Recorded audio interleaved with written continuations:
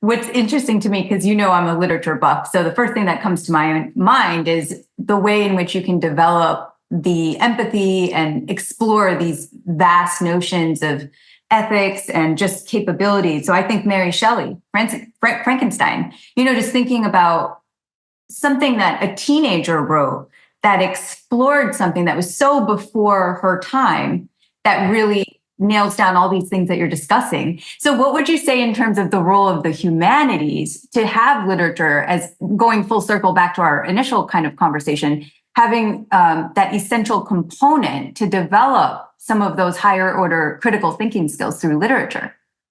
I couldn't agree more. And in fact, the medical school that I was fortunate to get into and go to is Columbia in New York.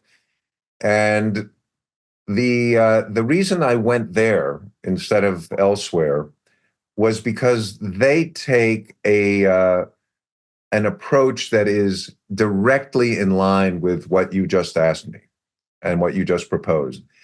So, with a lot of medical schools, they're looking for people with 4.0 averages and who have demonstrated tremendous academic expertise and skill and prowess.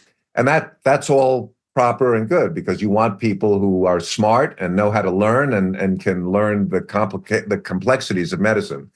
But what Columbia does is they deliberately look for people from the humanities, not just the sciences. They look for musicians, dancers, actors, writers, poets, anthropologists.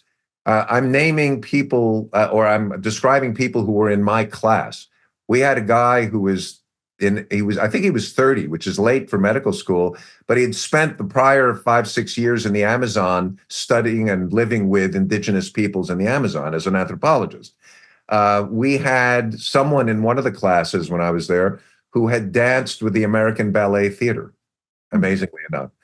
So what they did there was they deliberately brought in people who could provide a rich humanistic environment in the medical school. And so what happened was we put on 2 full-scale musicals a year with orchestra and lights and sets in the medical school. I, of course, auditioned for all the shows, but we had an orchestra, we had musicians, we had chamber music groups, we had athletes as well, who had been very accomplished athletes.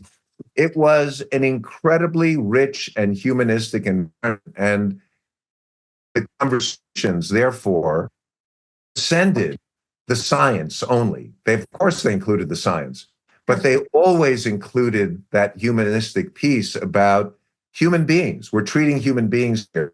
And how do you relate to them? How do you communicate with them? How do you learn what is going on so you can help them better?